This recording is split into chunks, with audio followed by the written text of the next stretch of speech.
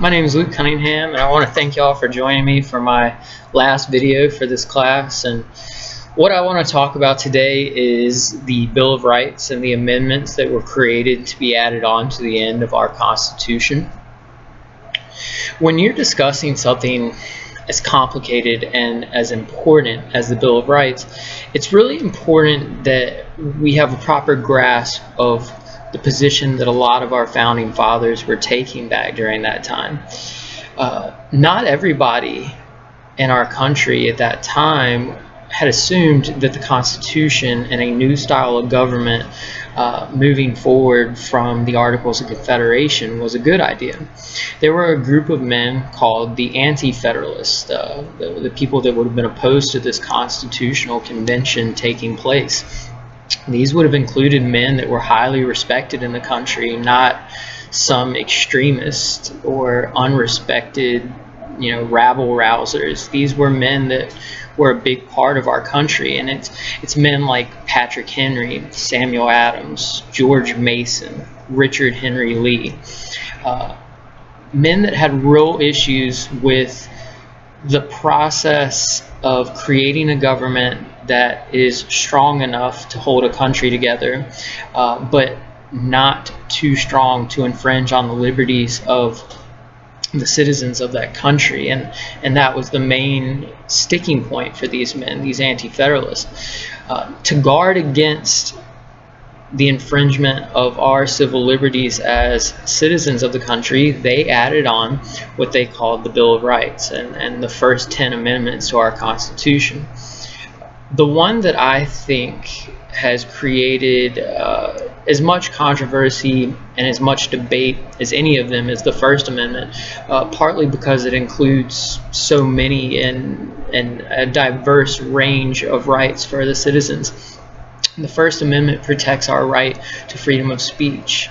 It protects us against the government involvement in the promotion of a specific religion, which was a big concern back during that time with the Anglican Church. And it also protected the citizens' rights to petition the government and the freedom of the press. For the purposes of my video, I want to focus more on the freedom of speech.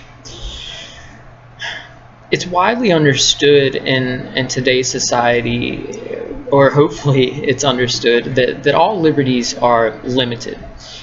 These Bill of Rights were designed to create limitations on the government, but the liberties of the citizens are not unlimited either. If you go back to Jean-Jacques Rousseau and he talks about the social contract, within that social contract he talks about citizens giving up some of their liberties and the government protecting the citizens. So it's a give and take. We don't have unlimited freedoms, and that's not what the founding fathers would have intended us to take these Bill of Rights for. Nonetheless, we do have the freedom of speech, but to what extent that freedom is limited has really been the topic of much discussion throughout our country's history.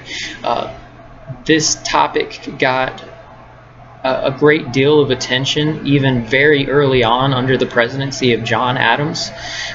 During his time in office, he instituted something called the Aliens and Sedition Act, which could fine or even imprison people for saying seditious things against the government. And a lot of people immediately thought that that was an infringement on their constitutional right to the freedom of speech. We've had other types of court cases that are equally interesting. You have the Tinker versus Des Moines Independent Community School District. This was when the school district told students that they could not wear black armbands on their arms. The students were protesting the Vietnam War, and they were told that they could not wear those things.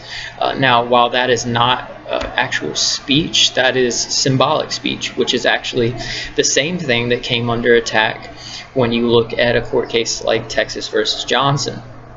When a man named Johnson stood outside the Republican National Convention of Ronald Reagan and burned an American flag. he was arrested, again claiming that the government is not above criticism. The way he chose to critique the government is questionable, obviously, the American flag being the symbol of our country and something that's a very important part of our country's history. But again, our government is not above criticism. And ultimately, in both of those cases, the Supreme Court ruled in the Tinker versus Des Moines Independent Community School District and the Texas versus Johnson, they ruled in favor of the people that were trying to practice their freedom of speech. You can take it further into specific critiques of the government in the Eugene Debs case against the United States. You talk about Eugene Debs, a person that was widely known as a socialist, one of the active leaders of the workers' movement in the early 1900s. And he would often speak out against the government, and specifically he spoke out against the government's involvement in World War I. Eugene Debs was arrested and charged with a law that was established with the Espionage Act of 1917, basically saying that he was trying to create chaos. Freedom of speech is something that's very important to us as citizens of the United States, and it's important that we don't abuse that right either. It's important that we understand that it's limited, but it's also promised. No one would say that our rights are unlimited, but the constant seesaw battle that we have to go through as citizens is trying to determine what the extents of those limits are. Thank you all for watching, and I hope you all have a good rest of the class.